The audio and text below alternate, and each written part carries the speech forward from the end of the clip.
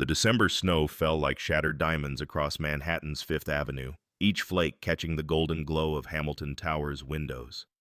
Outside the gleaming skyscraper, a figure hunched against the bitter wind, an elderly woman in tattered clothes, her weathered hands trembling as she clutched a cardboard sign. Grace Mitchell emerged from the subway station, violin case slung over her shoulder, her thin coat offering little protection against the storm. Without hesitation, she stripped off her only warm jacket and wrapped it around the stranger's shivering frame. "You need this more than I do," Grace whispered, her breath visible in the frigid air. Suddenly, the tower's glass doors burst open. William Hamilton stormed out, his $1,000 suit pristine, his face twisted with disgust. "Get away from that fraud!" he shouted, pointing at Grace. "These people are all the same parasites preying on genuine sympathy." As cameras flashed and Grace collapsed to her knees, a blood-stained handkerchief fluttered from her pocket, bearing an unmistakable golden crest. Before we continue, please leave a like and let me know which city you're watching from. Now, let's get back to the story. Margaret Hamilton stood at her office window 54 floors above Manhattan, watching the snowfall through glass that cost more than most people's annual salary. At 54, she commanded a business empire worth billions. Yet her steel-gray eyes held the hollow ache of a woman who had lost everything that truly mattered. 28 years ago, her 6-month-old daughter had vanished from their estate during a violent business dispute with rival corporations. The ransom demands never came. The body was never found. Margaret had built Hamilton Enterprises into a fortress of wealth and power, driven by grief that never dulled.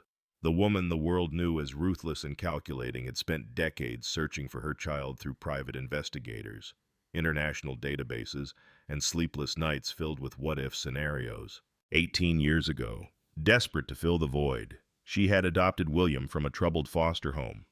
The boy had grown into the man now storming through the lobby below 34 years old, brilliant and cold as winter marble. William Hamilton embodied everything Manhattan's elite admired: Harvard MBA, ruthless business acumen, and the kind of confidence that came from never knowing want.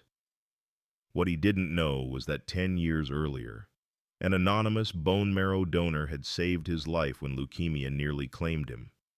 The donor had refused payment, recognition, or even contact. William had recovered completely, but the experience had hardened rather than humbled him, convincing him that weakness was a luxury he couldn't afford.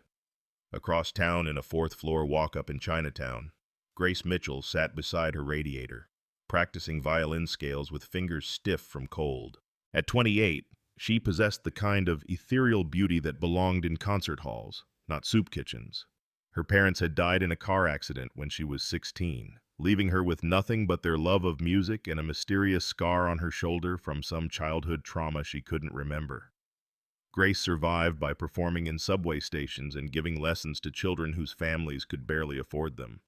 She volunteered at homeless shelters, donated blood regularly despite her petite frame, and had once given bone marrow to save a stranger's life. What she didn't know was that the stranger was William Hamilton, or that the terminal cancer now spreading through her body gave her perhaps 6 months to live. In 24 hours, these 3 lives would collide in ways that would shatter everything they believed about family, loyalty, and love. 3 weeks before Christmas, Margaret Hamilton sat across from Detective Frank Morrison in her private office, studying a manila folder that would change everything. For 6 months, Morrison had been tracking down William's anonymous bone marrow donor through hospital records, blood banks, and genetic databases, a search Margaret had commissioned out of curiosity and gratitude. Grace Mitchell, 28 years old, Morrison reported, sliding a photograph across the mahogany desk. Lives in Chinatown, professional violinist, volunteers extensively with homeless populations. Margaret's hands trembled as she examined the photo. The young woman possessed delicate features that stirred something deep in her memory, the same green eyes, the same stubborn chin, even the same way of tilting her head slightly when concentrating. Most startling was a small crescent-shaped birthmark visible on Grace's left shoulder in one candid shot. "My daughter had that exact birthmark," Margaret whispered, her voice barely audible. But instead of rushing to Grace's apartment with DNA tests and lawyers, Margaret made a decision that would have surprised anyone who knew her reputation for directness. She would observe Grace first, test her character, ensure this wasn't some elaborate scheme to exploit the Hamilton fortune. 2 days later, Margaret appeared at St. Mary's Soup Kitchen on the Lower East Side, disguised in thrift store clothing and calling herself Mary Thompson. She had practiced walking with a limp, graying her hair with temporary dye, and studying the mannerisms of genuine homeless women she had observed through shelter donations over the years. Grace was ladling soup when Margaret shuffled into line, clutching a worn canvas bag and shivering theatrically. "First time here, dear?" Grace asked gently, her voice carrying genuine warmth without a trace of condescension. She served Margaret an extra portion without being asked, adding a bread roll from her own meal. "You're very kind," Margaret mumbled, testing the waters. "Everyone deserves dignity," Grace replied simply, "and everyone has a story."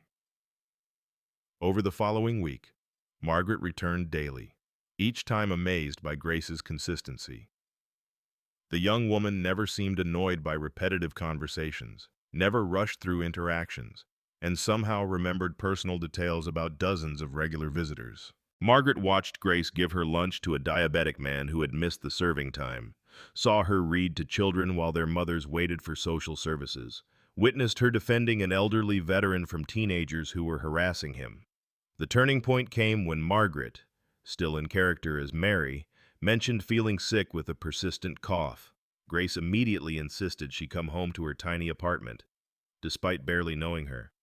"I can't let you sleep on the streets when you're ill," Grace said firmly, guiding Margaret up 4 flights of narrow stairs. The apartment was smaller than Margaret's bedroom closet, but spotlessly clean and filled with music sheets, secondhand books, and photographs of Grace with various shelter residents.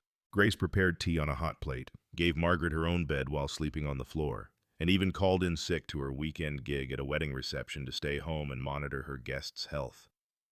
The ultimate test came 3 days later when Margaret, maintaining her homeless persona, mentioned needing expensive medication for a heart condition. Without hesitation, Grace disappeared for 2 hours and returned with the medication, paid for with money from pawning her violin, her only valuable possession and source of income. "Mary, you can't put a price on someone's life," Grace said when Margaret protested. "I'll find another way to pay rent." That evening, while Grace performed in the subway station with a borrowed violin to earn money for groceries, Margaret attended William's annual charity gala at the Plaza Hotel. She watched her adopted son take the podium in his designer tuxedo, addressing Manhattan's elite about Hamilton Enterprises' charitable contributions. "The homeless problem in our city stems from personal choices and laziness," William declared to enthusiastic applause. "True charity means teaching people to work, not enabling dependency. These people need motivation, not handouts." Margaret felt sick as she realized her son, the beneficiary of an anonymous stranger's life-saving generosity, had become everything she had once fought against. Meanwhile, that same stranger was pawning her possessions to help a woman she believed to be destitute. The irony was devastating. Grace embodied every value Margaret had tried to instill in William, while William had become a callous symbol of privilege that Grace's kindness stood against. That night, footage of William's speech went viral on social media, sparking heated nationwide debates about wealth inequality, corporate responsibility, and the moral obligations of the ultra-rich. Conservative commentators praised his tough love approach, while progressive voices condemned his heartless attitude toward society's most vulnerable. As Margaret lay in her penthouse suite, she realized she faced an impossible choice: reveal herself to Grace and risk destroying the young woman's pure motivations, or continue the deception while her daughter, she was now certain of their connection, slowly died from cancer, believing she was alone in the world. 2 weeks before Christmas, Grace Mitchell hurried through the bitter December wind toward St. Mary's Soup Kitchen, carrying a bag of homemade cookies she had baked using her last few dollars. Over the past week, she had grown genuinely fond of Mary Thompson, the fragile homeless woman who seemed so lost yet possessed an unusual intelligence that shone through her weathered exterior. Grace found Mary sitting alone at a corner table, staring absently at a cup of cold coffee. As Grace approached with a warm smile, Mary reached into her worn canvas bag to retrieve a tissue. The movement was too quick. Too careless, an expensive leather wallet tumbled out, spilling its contents across the floor. Grace knelt to help gather the scattered items, her hands freezing when she saw the driver's license, Margaret Hamilton, born 1970, address listed as the exclusive Fifth Avenue penthouse everyone in New York recognized. Credit cards bearing the Hamilton name glinted gold in the harsh fluorescent light. "You're—" Grace's voice caught in her throat as she slowly stood, the identification cards trembling in her hands. "You're Margaret Hamilton." The woman who had been calling herself Mary met Grace's eyes, and for the first time in weeks, her posture straightened to reveal the commanding presence that had built a business empire. "I can explain." "Explain what?" Grace's voice rose, drawing stares from other diners. "That you've been lying to me for weeks, that you've been playing some sick game, pretending to be homeless while I've been—" Her words choked off as the full humiliation crashed over her. "While I pawned my violin to buy you medicine." Margaret reached toward her, but Grace stepped back sharply. "Grace, please listen. I needed to know who you really were." "Who I really was?" Grace's laugh was hollow and bitter. "I'm nobody. I'm exactly what your son said, a parasite, a fool who falls for rich people's games." Her breathing became labored, a flush spreading across her pale cheeks. "Did you record this? Is this going to be another viral video about how stupid poor people are?" "No, you don't understand," Margaret said desperately, rising from her chair. "You saved William's life 10 years ago. You donated bone marrow when he had leukemia. I hired investigators to find you. To thank you properly." Grace staggered backward, her hand clutching at the wall for support. "You investigated me. You had people following me. I had to know if you were genuine or if this was some elaborate scheme to get close to our family." Margaret continued, not recognizing the warning signs as Grace's complexion turned ashen. "But you proved yourself to be extraordinary. Your kindness, your generosity." "My poverty made for good entertainment," Grace whispered, then suddenly doubled over, gasping for breath. Margaret rushed forward as Grace collapsed against a table, sending chairs clattering across the floor. "Grace, what's wrong? I'm dying." Grace managed between ragged breaths, her green eyes now bright with fever and fury. "Terminal cancer, stage 4. I have maybe 6 months left, and I've spent the last 3 weeks taking care of a billionaire who was treating my life like some twisted social experiment." The soup kitchen fell silent except for Grace's labored breathing. Margaret knelt beside her, genuine panic replacing her calculated composure. "We need to get you to a hospital." "Don't touch me," Grace hissed, struggling to stand. "I gave your son my bone marrow because I thought someone's life mattered more than my temporary discomfort. I gave you my coat, my bed, my violin, my medicine money because I thought you needed help. But you people see everything as a transaction, don't you? Even kindness has to pass some sort of test." The soup kitchen's front door burst open, bringing a gust of winter wind and William Hamilton in his tailored overcoat. His sharp eyes took in the scene immediately, his mother kneeling on a dirty floor, surrounded by scattered identification cards, while a young woman he recognized from the viral confrontation videos leaned heavily against a table. "What the hell is going on here?" William demanded, striding toward them. "William, this is Grace Mitchell," Margaret said quickly, rising to face her son. "She's the woman who saved your life." William's expression shifted from confusion to cold recognition. "The bone marrow donor mother. What are you doing here dressed like—" He gestured at her disheveled appearance with disgust. "I was getting to know her," Margaret said quietly. "Learning who she really is. By lying to her." Grace's voice was stronger now, fueled by righteous anger. "By treating her like a laboratory rat in your little character study." William's face hardened as he processed the situation. "You've been manipulating a dying woman for some misguided sense of gratitude, Mother. This is exactly the kind of bleeding heart nonsense that—" Shut up, Grace interrupted, her voice cutting through his privileged indignation. Just shut up. I should have let you die. The words hung in the air like icicles, sharp and unforgiving. William's face went white, then flushed red with rage. How dare you? He snarled. Security. He pulled out his phone. I want this woman arrested for harassment and extortion. William. No, Margaret protested. Yes, Grace said quietly, straightening with whatever strength remained. Call them. Let's make this public. Let's tell the world how the Hamilton family treats the people who save their lives. But even as she spoke defiantly, Grace swayed dangerously, her cancer-weakened body finally succumbing to the emotional shock. Margaret caught her as she fell, and for a moment, holding the young woman in her arms, she felt an inexplicable sense of completion as if she were finally holding something that had been missing from her life for 28 years. Within hours, leaked cell phone footage of the confrontation would spread across social media platforms, turning Margaret Hamilton into either a villain or a misunderstood philanthropist, depending on one's perspective. The hashtags, #FakeHomelessBillionaire and #CharityTest would trend worldwide, dividing public opinion and forcing uncomfortable conversations about wealth, privilege, and the true nature of generosity. But in that moment, in a Lower East Side soup kitchen, 3 people discovered that sometimes the cruelest deceptions are the ones we perpetrate on ourselves. Thread, a Margaret's investigation. 10 days before Christmas, Margaret Hamilton sat in her private study at 3 in the morning, surrounded by genealogical reports, hospital records, and photographs that painted an increasingly devastating picture. Dr.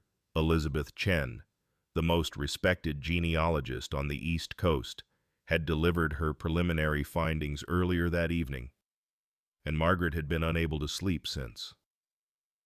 Mrs. Hamilton, Dr. Chen had said, her voice carefully measured. Grace Mitchell's adoption records were sealed, but I've traced her biological origins through DNA databases and cross-referenced hospital births from 1996. The evidence strongly suggests she's your daughter. Margaret's hands shook as she studied the birth certificate Dr. Chen had obtained through legal channels. Baby girl Hamilton, born December 15, 1996 at Mount Sinai Hospital. 6 months later, the same child had been found abandoned at St. Joseph's Children's Home with severe malnutrition and signs of prolonged neglect. The genealogist's investigation had uncovered a horrifying truth. Richard and Elena Volkov, competitors who had waged a bitter corporate war against Hamilton Enterprises in the 1990s, had orchestrated the kidnapping. They had intended to use the child as leverage but had panicked when their primary business demands failed, ultimately abandoning the infant rather than face murder charges. Margaret discovered that Grace's adoptive parents, Thomas and Linda Mitchell, had been wonderful people, a high school music teacher and a nurse who had given Grace 15 years of genuine love before dying in a car accident. The accident report made Margaret's blood run cold. The Volkovs had caused the crash while fleeing authorities after their empire collapsed, taking Grace's adoptive family as collateral damage in their final act of destruction. My daughter lost her parents twice because of business rivalries, I started, Margaret whispered to the empty room, tears streaming down her face. She spent sleepless nights planning how to reveal the truth. Should she approach Grace directly with DNA evidence? Should she tell William first? Should she involve lawyers to ensure Grace received her rightful inheritance? Each scenario seemed to carry the potential for more harm than healing. Margaret hired additional private investigators to document Grace's current condition. The reports were heartbreaking. Grace was surviving on approximately $40 a week, had been skipping her cancer treatments to afford rent, and was using food banks while continuing to volunteer at homeless shelters during her few healthy hours each day. The most painful discovery came when Margaret learned that Grace had been searching for her biological family her entire adult life. Social workers' notes revealed that Grace had spent thousands of dollars on genealogy websites, DNA testing services, and private investigators' money she couldn't afford to spend. She had believed her parents were dead, never imagining they might be among New York's most visible wealthy families.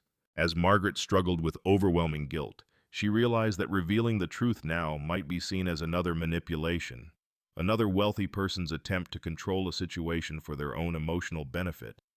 Grace was dying and deserved peace. Not the shock of learning that her anonymous bone marrow recipient was actually her adopted brother, or that the woman who had deceived her was the mother she had spent years trying to find. Thread B. William's character arc. William Hamilton had always prided himself on his analytical mind and attention to detail, but his mother's increasingly erratic behavior was presenting puzzles he couldn't solve through conventional business logic. Since the soup kitchen incident, Margaret had been distant, secretive, and uncharacteristically emotional, traits that seemed fundamentally incompatible with the woman who had raised him. His investigation began with Margaret's recent financial records. She had paid substantial sums to private investigators, genealogists, and medical researchers, all focused on Grace Mitchell. The pattern suggested an obsession that went far beyond gratitude for a bone marrow donation. William's first major discovery came when he accessed his own sealed adoption records through a combination of legal pressure and strategic donations to St. Catherine's foster home. The documents revealed that he had been adopted at age 15, not infant adoption as he had always believed. His memories of early childhood with Margaret were real, but they began when he was already a teenager recovering from a traumatic foster care experience. The revelation hit him like a physical blow. Everything he had believed about his identity, his place in the Hamilton family, his legitimate claim to the business empire, all of it was built on a lie he had never suspected, driven by a growing need to understand his origins. William delved deeper into his medical history. The leukemia diagnosis at age 24 had been devastating, but he had never questioned the miraculous appearance of a compatible bone marrow donor. Now, studying the detailed hospital records, he discovered that Grace Mitchell had not only donated bone marrow, but had undergone extensive testing and procedures to ensure the best possible outcome for her recipient. The medical files revealed something even more shocking. Grace had required her own medical treatment during the donation process. She had been anemic and underweight, yet she had insisted on proceeding with the donation despite doctors' concerns about her own health. She had refused all compensation and had specifically requested anonymity to prevent any sense of obligation from the recipient's family. William spent hours reading Grace's post-donation medical reports.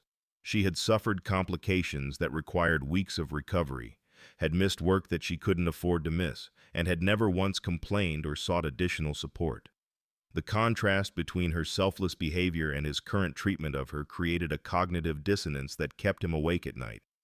His investigation expanded to include Grace's current situation. Hospital records showed she had been diagnosed with terminal cancer 18 months earlier, but had been skipping treatments due to cost. Insurance covered basic care, but the experimental treatments that might extend her life were prohibitively expensive for someone living paycheck to paycheck. The most damaging discovery came when William obtained security footage from his own charity gala. Watching himself deliver that speech about homeless people being lazy parasites while knowing that Grace, his literal lifesaver, was pawning her violin to help a stranger, he felt something crack inside his carefully constructed worldview. William had built his identity around being self-made, deserving of success through intelligence and hard work.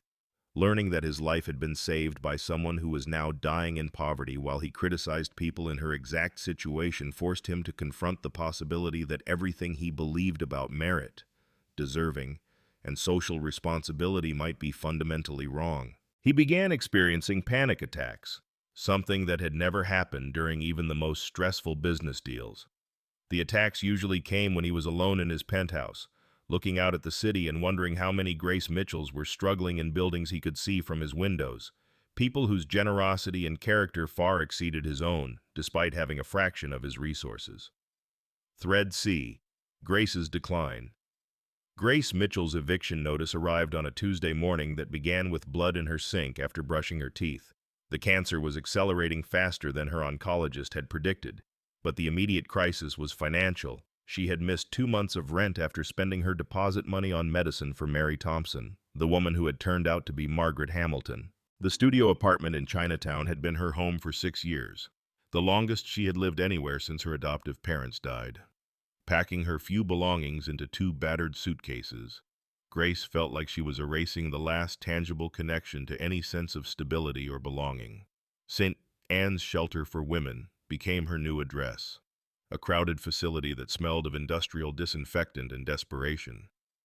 Grace's bed was a thin mattress in a room shared with 12 other women, most of whom were dealing with mental illness, addiction, or domestic violence situations. Despite her own declining health, Grace immediately began organizing informal support groups, sharing her food with newcomers, and teaching children violin during visiting hours. The shelter's director, Maria Santos, quickly recognized Grace's unique ability to bring calm to chaotic situations. Most people come here broken, Maria observed. Grace came here breaking, but she's still trying to fix everyone else. Grace's cancer treatments became increasingly difficult to manage without a permanent address. Chemotherapy appointments required arriving early and waiting for hours in uncomfortable plastic chairs. But shelter policies required residents to vacate during daytime hours unless they were too sick to walk. Grace often chose between attending medical appointments and having a place to sleep that night. Her violin performances, once her primary source of income, became sporadic and painful. The chemotherapy affected her fine motor control, making complex pieces nearly impossible. Subway station performances that once lasted 3 hours now exhausted her after 30 minutes, even when she could barely stand. Grace continued playing because the music attracted other homeless individuals who needed the community her presence created. Grace began writing letters during the long, sleepless nights when pain and shelter noise made rest impossible. She wrote to her adoptive parents, thanking them for 15 years of love. She wrote to the anonymous bone marrow recipient, hoping he had lived a good life with the second chance she had given him. She wrote to the children she tutored, encouraging them to pursue music despite poverty or obstacles. Most painfully, she wrote to the biological family she had never found. I don't know who you are or if you're still alive, but I want you to know that I turned out okay. I tried to live in a way that would make you proud. I helped people when I could. I hope you found happiness after losing me. The shelter's social worker, recognizing signs of terminal decline, gently suggested that Grace contact any remaining family members. Grace laughed bitterly. There's nobody left. I've been looking for 28 years. During this period, Grace's story was becoming a flashpoint in national conversations about wealth inequality. Conservative commentators argued that her situation proved government safety nets were adequate after all. She had shelter and basic medical care. Progressive voices held her up as an example of systemic failure, pointing out that someone who had literally saved a life was dying from lack of resources, while her recipient lived in unimaginable luxury. Grace remained largely unaware of her symbolic status in political debates. She was focused on smaller, more immediate concerns, comforting a shelter resident whose child had been taken by social services, teaching a homeless veteran to read music notation, and rationing her pain medication so she could remain alert enough to help others during her final weeks of life. The irony was stark as Grace's physical condition deteriorated. Her spiritual strength seemed to intensify, making her a beacon of hope for others experiencing desperation while she privately faced the reality that she would probably die alone, never knowing that the family she had searched for her entire life was finally searching for her. The Lincoln Center Christmas Eve concert was scheduled to begin at 7 o'clock, but Grace Mitchell had been sitting in the performer's waiting area since 4 in the afternoon, trying to summon the strength to stand without wavering. The cancer had progressed rapidly over the past 2 weeks, leaving her gaunt and pale. But when the New York Philharmonic Outreach Program had called asking if she could perform a solo piece for their annual charity concert, she couldn't refuse. Miss Mitchell, are you certain you're well enough for this? Dr. Sarah Chen, the house physician, asked quietly. She had been monitoring Grace since her arrival, noting the obvious signs of advanced illness.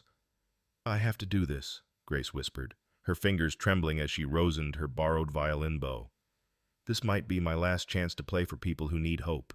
The concert hall buzzed with an unusual energy that Christmas Eve.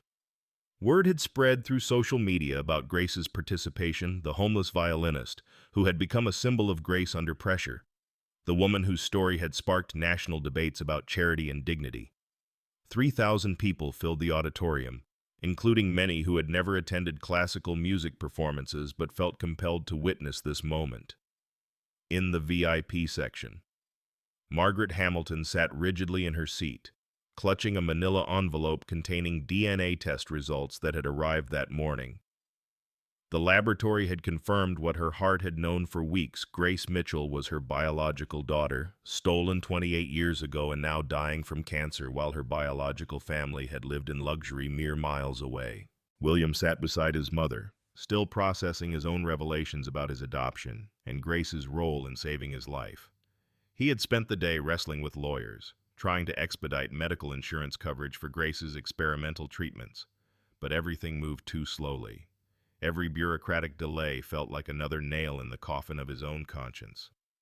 When Grace walked onto the stage, the audience fell silent. She moved carefully, each step deliberate and measured. The stage lights illuminated her translucent skin and the sharp angles of her cheekbones, making her appear ethereal, almost ghostly. She positioned herself center stage with her violin, closed her eyes, and began to play. The opening notes of Pachelbel's canon filled the concert hall with crystalline purity. Grace had chosen the piece because it represented hope emerging from repetition and persistence, themes that had defined her entire life. Despite her physical weakness, her musical technique remained flawless. Each phrase built upon the last, creating a tapestry of sound that seemed to lift the audience beyond their earthly concerns. Margaret felt tears streaming down her face as she recognized something familiar in Grace's stage presence. It was the same fearless concentration she herself had possessed during piano recitals as a child. The same way of losing herself completely in musical expression, even dying. Grace commanded the stage with an authority that seemed to transcend physical limitations. For 6 minutes, Grace played with supernatural beauty, her violin singing themes of loss, redemption, and transcendence. The audience was transfixed, many openly weeping at the combination of musical mastery and human courage they were witnessing. Then, during the final crescendo, Grace's bow hand began to shake uncontrollably. She tried to continue playing, but her legs buckled. The violin and bow clattered to the floor as Grace collapsed, her body convulsing as cancer-related seizures overtook her nervous system. The hospital revelation. The ambulance arrived at Mount Sinai Hospital within 12 minutes.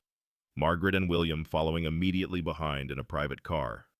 Grace had lost consciousness during transport, her vital signs fluctuating dangerously as emergency room staff worked to stabilize her condition. Dr. Michael Rodriguez, the attending oncologist, emerged from the trauma bay with a grave expression. "Are you family?" he asked Margaret. Yes," Margaret replied, the lie feeling like truth for the first time in 28 years. "I'm her mother. We're doing everything possible, but her condition is critical. The cancer has metastasized extensively, and the stress of tonight's performance appears to have triggered multiple system failures. You should prepare for the possibility that—" "Don't say it," Margaret interrupted fiercely. "Just keep her alive." While Grace underwent emergency treatment, a hospital social worker brought Margaret a plastic bag containing Grace's personal belongings.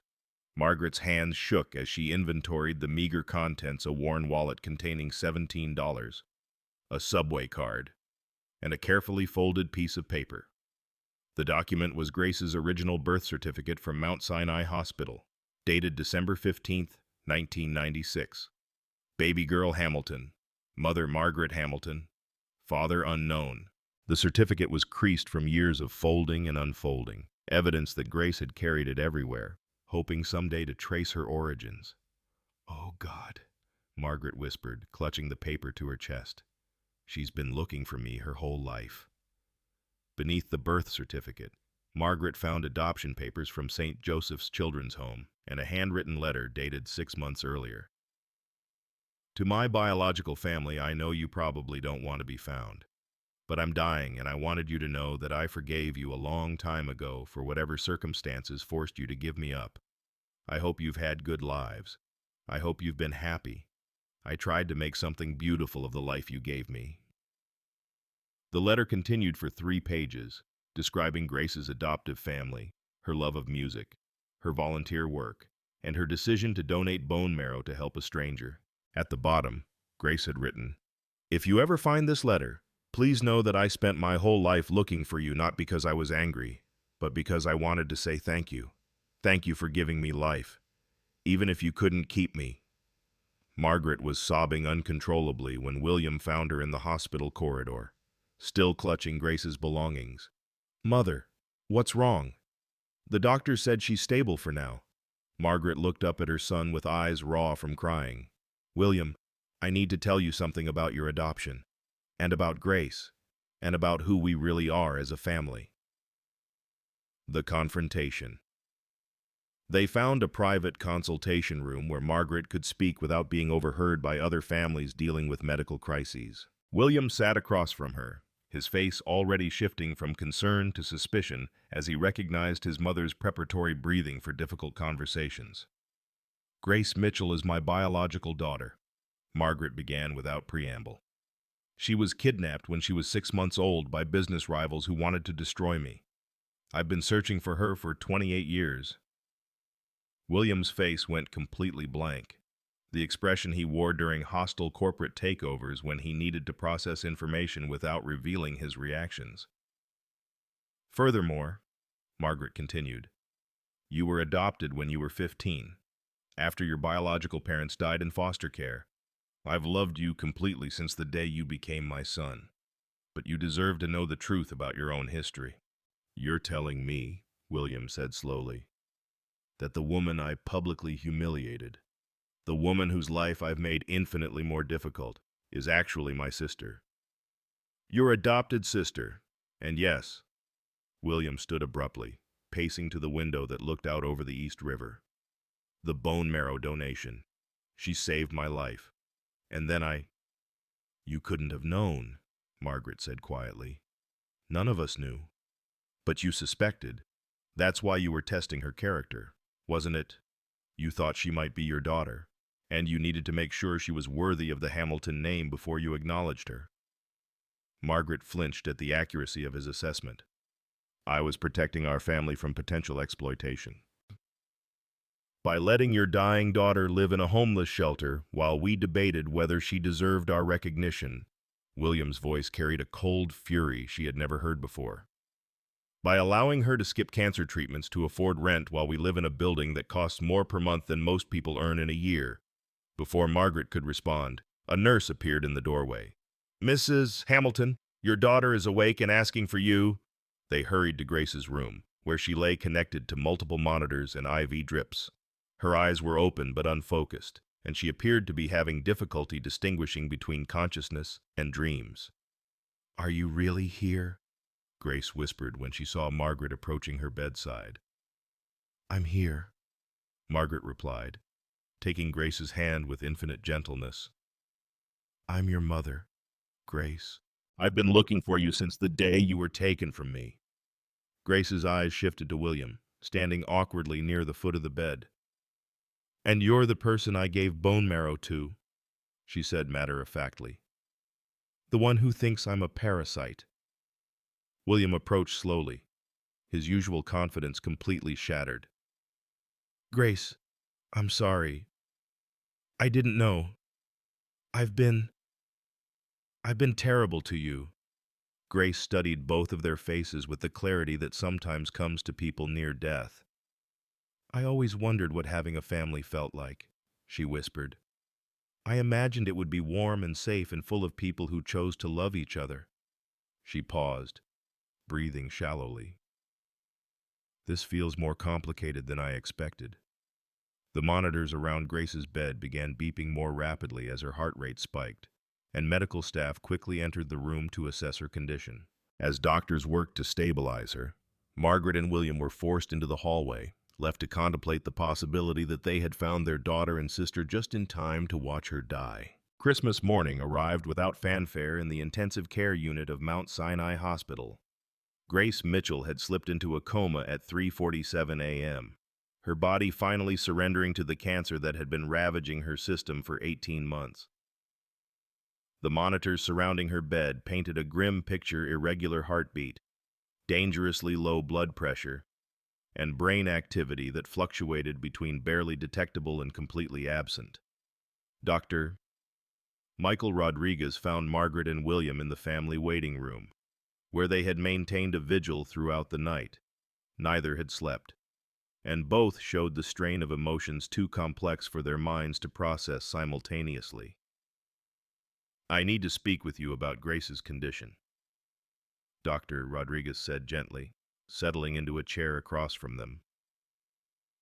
"The cancer has caused multiple organ systems to begin shutting down. Based on her current trajectory, she has perhaps 6 to 8 hours before—" "Before what?" Margaret interrupted, though she knew the answer. "Before her body can no longer sustain life." "I'm very sorry." Margaret stared at the doctor as if he had spoken in a foreign language. 28 years of searching, of wondering, of hoping that somewhere her daughter was alive and happy, and now, having found Grace just hours earlier, she was going to lose her again. "There has to be something," Margaret said desperately. "Experimental treatments, clinical trials, specialists we can fly in from anywhere in the world. Money is no object." Dr. Rodriguez nodded compassionately. "Mrs. Hamilton, we've consulted with oncologists from Memorial Sloan Kettering, Johns Hopkins, and the Mayo Clinic. At this stage, Grace's cancer is too advanced for conventional treatments to be effective." Outside Grace's hospital room, the media circus had grown throughout the night. News vans lined the street, reporters broadcasting live updates about the homeless violinist who became a billionaire's daughter. Social media exploded with hashtags like "Find Grace Family" and "House Christmas and Miracle," as millions of people who had followed Grace's story hoped for an impossible happy ending. The irony wasn't lost on anyone. The same woman who had been ignored and dismissed when she was homeless was now receiving round-the-clock news coverage simply because of her biological connection to wealth and power. Will's breakdown. William Hamilton stood in the hospital corridor, staring through the glass window at his dying sister, experiencing the complete destruction of everything he had believed about himself and his place in the world. The man who had built his identity around control, logic, and deserving his success through hard work was confronting the reality that his life was built on a foundation of lies and unearned advantages. "I called her a parasite," he whispered to himself, the words becoming a repeated mantra of self-torture. "I called her a parasite on national television while she was dying from cancer." William's assistant, Patricia, had compiled a devastating portfolio of his public statements about homeless individuals over the past 5 years. Speech after speech showed him advocating for reduced social services, arguing that poverty resulted from personal failures, and dismissing the idea that successful people owed anything to society beyond tax payments. Meanwhile, Grace had spent those same 5 years volunteering at shelters, donating blood despite her own health problems, and literally giving pieces of her body to save the life of someone she had never met, someone who had grown up to publicly despise everything she represented. The guilt manifested physically.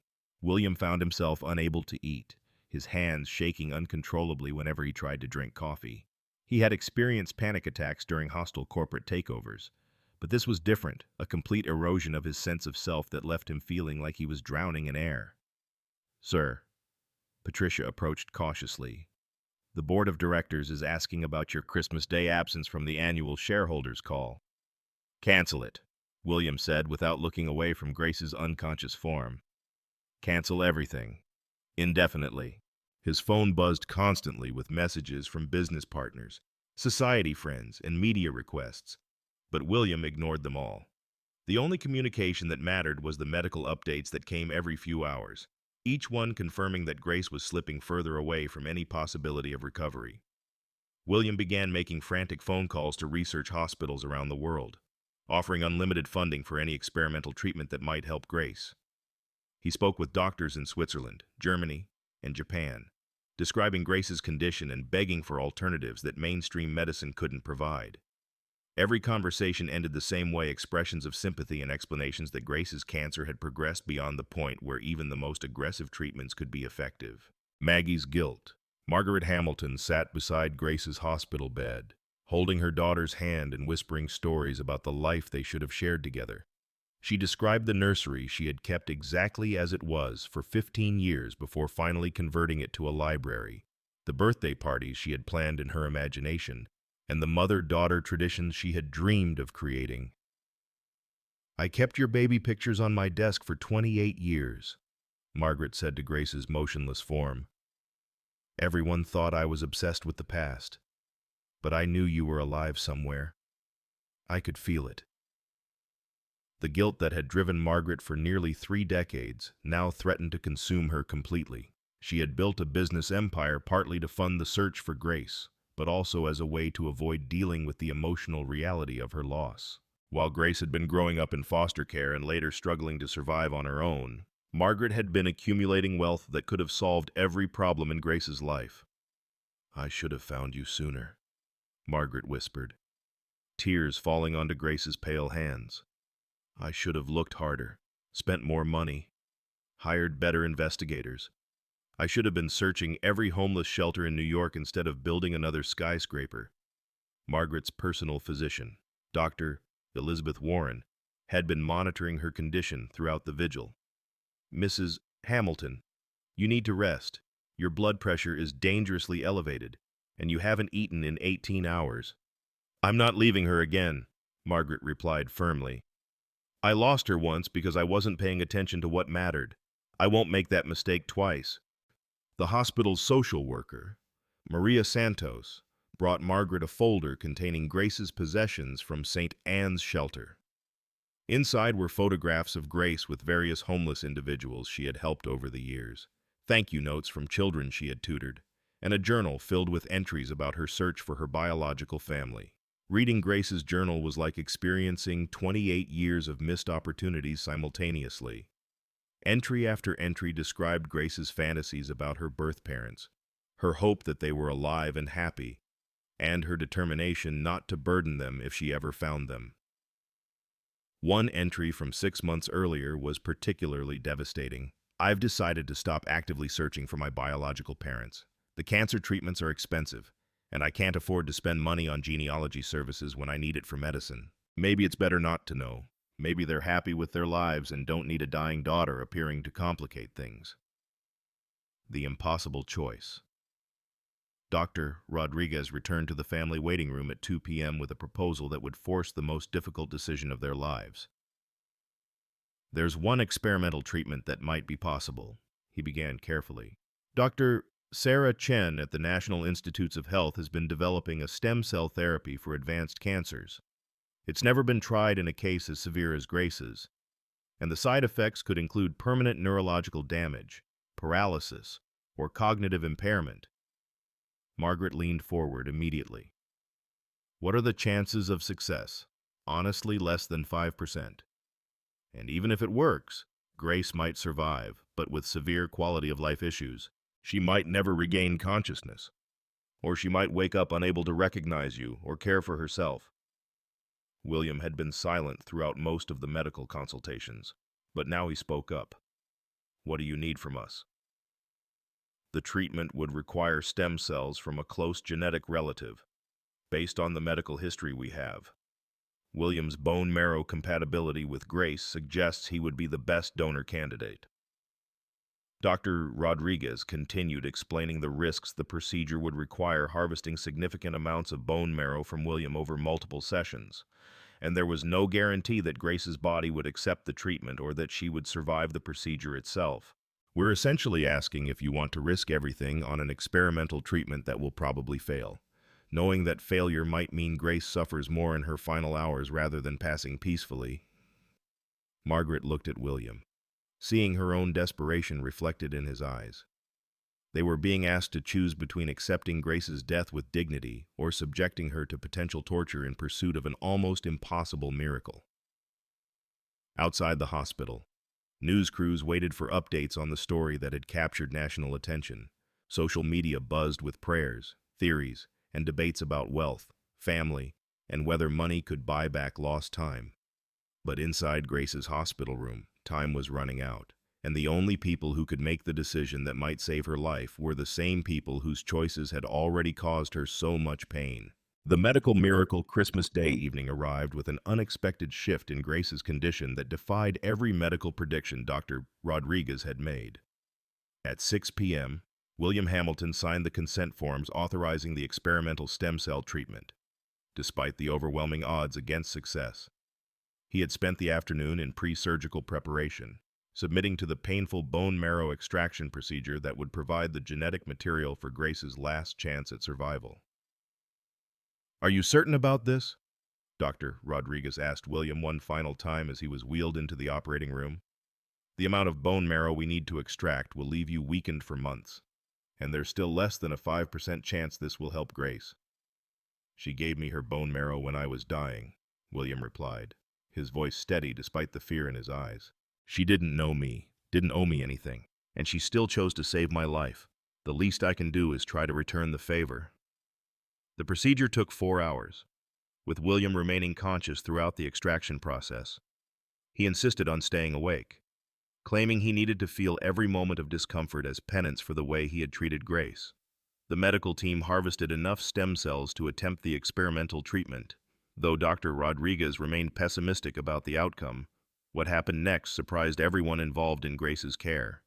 Within 2 hours of receiving William's stem cells, Grace's vital signs began stabilizing in ways that seemed to contradict the natural progression of her cancer.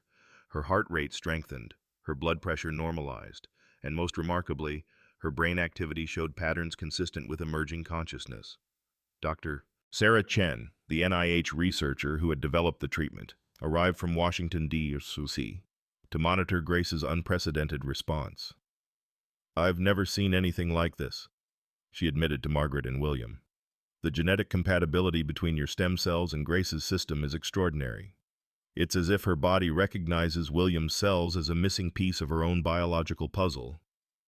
The medical explanation was complex, but the practical result was miraculous. Grace's immune system was not only accepting William's stem cells, but was using them to attack the cancer with an efficiency that exceeded all theoretical models. By 10 p.m. on Christmas night, Grace's cancer markers had dropped by 60%, and she was beginning to show signs of consciousness. At 11:47 p.m., Grace opened her eyes and spoke her first words in 18 hours. "Did someone turn on the lights?" Margaret, who had been holding Grace's hand throughout the entire ordeal, began sobbing with relief. "You're back," she whispered. "You came back to us." Grace looked around the hospital room with confusion, taking in the medical equipment, the flowers from well-wishers, and the faces of Margaret and William. Her memory of the previous day was fragmented, but she clearly remembered the revelation about her biological family and the concert that had nearly killed her. The stem cell treatment worked. Dr. Chen explained gently. "Your brother donated bone marrow to save your life, just as you once saved his." The family reunion. Grace struggled to sit up in her hospital bed, still weak from the cancer treatments but alert for the first time in weeks. She studied Margaret's face with the careful attention of someone who had spent years imagining what her biological mother might look like. "You really are my mother," Grace said quietly, not as a question but as a statement of wonder. 28 years of searching, and you were here in New York the entire time." Margaret moved closer to Grace's bedside, tears streaming down her face. "I never stopped looking for you. Every private investigator, every database search, every lead that went nowhere, I kept searching because I knew you were alive somewhere." "What happened when I was a baby?" Grace asked. "Why was I taken?" Margaret explained the business rivalry with the Volkov family, the kidnapping that was meant to be leverage in corporate negotiations, and the tragic chain of events that had led to Grace being abandoned at an orphanage. She described the years of guilt, the way losing Grace had driven her to build a business empire partly as a way to fund the search, and the devastating realization that Grace had been suffering in poverty while her biological family lived in luxury. "I understand why you tested me," Grace said after hearing the full story. "If I had billions of dollars and someone claiming to be my long-lost daughter appeared, I would want to know their character too." William, who had been sitting quietly in a wheelchair due to his own recovery from the bone marrow donation, finally spoke up. "Grace, I owe you an apology that I'll be making for the rest of my life. Not just for how I treated you recently, but for the kind of person I became while you were struggling to survive." Grace turned her attention to her brother. taking in his pale complexion and the obvious signs that he was still recovering from the medical procedure that had saved her life. "You gave me your bone marrow," she said wonderfully. "After everything that happened between us, you still chose to save my life." "It was the least I could do," William replied. "You've been saving people your entire life while I've been." He struggled to find words that could adequately express his shame. "While I've been wasting opportunities to help people who needed it." Grace reached out and took both Margaret's and William's hands, creating a physical connection that none of them had experienced before. "I spent 28 years looking for love in strangers because I couldn't find it in family," Grace said slowly, her voice gaining strength with each word. "I helped homeless people because I was homeless in my heart. I gave bone marrow to a stranger because I hoped someone would care enough to save me if I ever needed it." She squeezed their hands gently. "Now I know love was looking for me too." The conversation continued for hours, with Grace sharing stories about her adoptive parents, her years in foster care, and her adult struggles to find belonging in the world. Margaret and William told Grace about their own experiences, Margaret's driven pursuit of business success as a way to cope with loss, and William's gradual transformation into someone who confused wealth with worth. "I want to know everything about both of you," Grace said as dawn began breaking through the hospital windows. "But first, I want to understand what happens now. I've been dying for months, planning for the end of my life. Now suddenly I might have a future I never expected." Margaret smiled through her tears. "Now we become a family. We learn how to love each other properly. And we figure out how to use our resources, all of our resources, to help people the way you've been helping people your entire life." The public revelation. 2 days later, William Hamilton stood behind a podium in the Hamilton Enterprises boardroom, facing a packed crowd of journalists, business leaders, and curious observers. The press conference had been called to address the widespread speculation about Grace's condition and the Hamilton family's involvement in her story. "I want to begin by introducing someone very important to our family," William said, gesturing toward Grace, who was seated beside Margaret on the stage. Despite still being weak from her treatments, Grace had insisted on attending the press conference to show the public that she had survived. William took a deep breath before continuing. "Grace Mitchell is my sister, my mother's biological daughter, who was kidnapped as an infant and has been missing from our family for 28 years. She is also the anonymous bone marrow donor who saved my life 10 years ago." The room erupted with questions and camera flashes, but William continued speaking over the commotion. "For the past 5 years, I have made public statements about homeless individuals that I now recognize were ignorant, cruel, and factually wrong. I spoke from a position of privilege about people whose experiences I had never tried to understand. My own sister was living in poverty, skipping cancer treatments to afford rent, while I criticized people in her exact situation." William's voice cracked slightly as he continued. "Grace Mitchell embodies every positive value that Hamilton Enterprises claims to represent: generosity, integrity, service to others, and genuine concern for human welfare. She has been living these values while struggling to survive. While I have been giving speeches about values from the comfort of wealth I did nothing to earn." He announced that Hamilton Enterprises would immediately establish a foundation dedicated to homeless assistance, with Grace serving as director once she had fully recovered from her cancer treatments. The foundation would provide not just temporary shelter and meals, but job training, mental health services, and permanent housing solutions. "Furthermore," William concluded, 50% of Hamilton Enterprises' annual profits will be dedicated to addressing systemic poverty in New York City and beyond. Grace has shown us that corporate responsibility isn't about charity galas and tax-deductible donations. It's about recognizing that our success is meaningless if it doesn't translate into genuine help for people who need it most." The press conference marked a turning point in public perception of the Hamilton family story. Conservative commentators who had initially praised William's tough love approach to poverty now struggled to defend their positions when confronted with Grace's actual experience. Progressive voices found themselves celebrating a rare example of wealthy individuals acknowledging their responsibilities to society. Most importantly for the Hamilton family, The press conference marked the beginning of their new life together, a life built on honesty, genuine service, and the kind of love that Grace had been searching for her entire life. 6 months later, Grace Mitchell Hamilton stood in front of the full-length mirror in her new bedroom, hardly recognizing the woman staring back at her. The cancer that had nearly claimed her life was in complete remission. Her hair had grown back in soft waves that caught the morning light streaming through the mansion's east-facing windows, and her cheeks had regained the healthy color that had been absent for so long. But the most remarkable transformation was in her eyes. They now held the security and peace that came from finally belonging somewhere. Living at the Hamilton estate on Fifth Avenue had required significant adjustments for all three family members. Grace had never lived anywhere larger than a studio apartment, and the mansion's 47 rooms initially felt more like a museum than a home. Margaret had converted an entire wing into Grace's private space, complete with a music room where Grace could practice violin without disturbing anyone, a library filled with books Grace had always wanted to read, and a sitting area where she could host the homeless shelter residents who had become regular visitors. The physical recovery from cancer had been gradual but steady.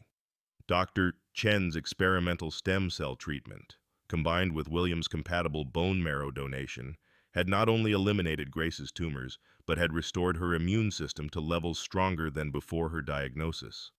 Physical therapy sessions helped her regain the muscle mass lost during months of illness, while occupational therapy focused on rebuilding the fine motor skills necessary for professional violin performance. More challenging than physical recovery was learning how to be part of a wealthy family while maintaining the values that had defined her character during years of poverty. Grace struggled with simple decisions like whether to buy expensive clothes or donate equivalent amounts to shelter residents who needed winter coats. Margaret and William learned to respect Grace's discomfort with luxury, often finding creative ways to honor her preferences while still providing the care and security she deserved. Family dinners became sacred time for sharing stories and building connections that should have developed over decades.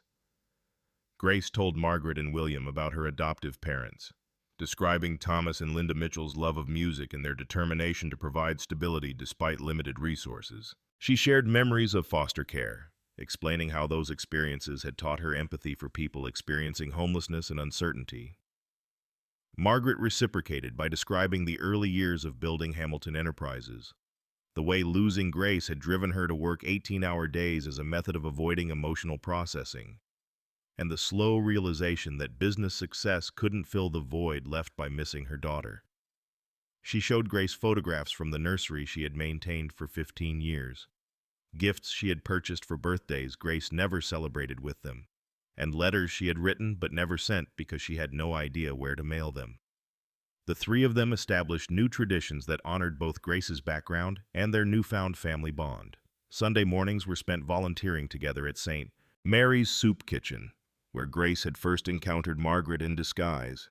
Wednesday evenings were reserved for family violin concerts, with Grace performing pieces she had learned during her street musician days while Margaret and William listened with the appreciation of people who understood they were witnessing something precious and irreplaceable. William's transformation. William Hamilton's personality change was so complete that his former business associates barely recognized him during board meetings and charity functions. The man who had once delivered speeches about personal responsibility and bootstrap economics now spent his days researching effective poverty intervention strategies and meeting with social workers to understand the systemic barriers that prevented homeless individuals from achieving stability. His involvement with the Hamilton Foundation was hands-on and passionate rather than merely supervisory. William regularly visited shelter sites, not as a wealthy patron surveying his philanthropy, but as someone genuinely interested in learning from people whose experiences differed dramatically from his own. He learned to change beds in transitional housing facilities, served meals alongside former shelter residents who had become foundation employees, and spent hours listening to stories that challenged every assumption he had previously held about poverty and personal responsibility. The business skills that William had developed during his corporate career proved surprisingly transferable to nonprofit management. His analytical mind, once focused on profit maximization, now devoted itself to measuring program effectiveness and identifying the most efficient ways to help people transition from homelessness to stable housing. He implemented data-driven approaches to foundation programs while ensuring that statistical analysis never overshadowed the human stories behind the numbers. William's relationship with Grace evolved from guilt-driven obligation to genuine sibling affection. They discovered shared interests in classical music, strategic thinking, and dry humor that helped them build a connection based on who they were rather than what they owed each other. Grace taught William how to play simple violin pieces, while William helped Grace understand financial planning and business strategy that would be useful in her foundation work. The most significant change in William's life came through his foundation work, where he met Dr. Sarah Chen, a social worker specializing in trauma recovery for homeless women. Sarah had been working with shelter residents for 8 years, and her combination of professional expertise and personal warmth challenged William to continue growing beyond his privileged upbringing. Their relationship developed slowly, built on shared commitment to social justice work, rather than the superficial attractions that had characterized William's previous relationships. Sarah's influence helped William understand that his transformation needed to extend beyond professional activities into personal growth. She encouraged him to attend therapy sessions focused on processing his guilt about Grace's suffering and his anger about discovering his adoptive status. Through this work, William learned to forgive himself for past mistakes while maintaining accountability for ongoing choices. His public speaking now focused on corporate responsibility and the moral obligations of wealthy individuals to address systemic inequality. William's presentations drew large audiences because his personal story provided credible evidence that privileged people could genuinely change their perspectives and behaviors when confronted with the realities of other people's experiences. The New Hamilton Legacy. The Hamilton Foundation quickly became a national model for corporate philanthropy that prioritized dignity, effectiveness, and long-term solutions over public relations benefits. Unlike traditional charity organizations that provided temporary assistance, the foundation focused on addressing root causes of homelessness through comprehensive programs that included mental health services, job training, permanent housing assistance, and ongoing support networks. Grace's role as foundation director allowed her to combine her personal experience with homelessness with the resources necessary to create meaningful change. She insisted on hiring former shelter residents as program coordinators, recognizing that people with lived experience of homelessness possessed insights that no amount of education or training could provide. Her benefit concerts became legendary events that attracted musicians, philanthropists, and community members who were drawn to Grace's unique combination of artistic talent and social commitment. These performances raised millions of dollars for foundation programs, while also changing public perceptions about homeless individuals by showcasing the dignity, intelligence, and resilience that Grace represented. Margaret and Grace's relationship deepened through their collaborative work, rebuilding their emotional connection while addressing social problems that mattered to both of them. Margaret discovered that her business expertise was most fulfilling when applied to humanitarian goals, while Grace learned that accepting help and resources didn't compromise her integrity if those resources were used to help others. The foundation's success attracted national attention from policymakers, other corporations, and nonprofit organizations seeking to replicate their model. Grace testified before congressional committees about effective homelessness intervention strategies, while Margaret spoke at business conferences about the moral and practical benefits of stakeholder capitalism that prioritized social responsibility alongside financial returns. William's relationship with Sarah resulted in their engagement 6 months after Grace's recovery, with their wedding planned as a celebration that would include foundation clients, shelter residents, and business leaders as equal guests. Sarah's influence on William continued to challenge him to maintain humility and social awareness, even as the foundation's success brought increased public recognition. Final scene. Christmas Eve arrived exactly 1 year after Grace's near-fatal collapse outside Hamilton Tower. The same sidewalk where she had given her coat to a disguised Margaret now hosted the foundation's annual holiday celebration, with Grace standing in the exact spot where she had fallen the previous year.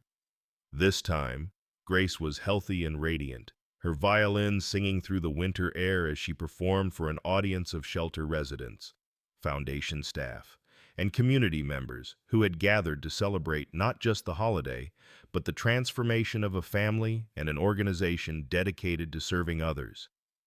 Margaret and William worked alongside foundation employees, serving hot meals and distributing winter coats to anyone who needed them.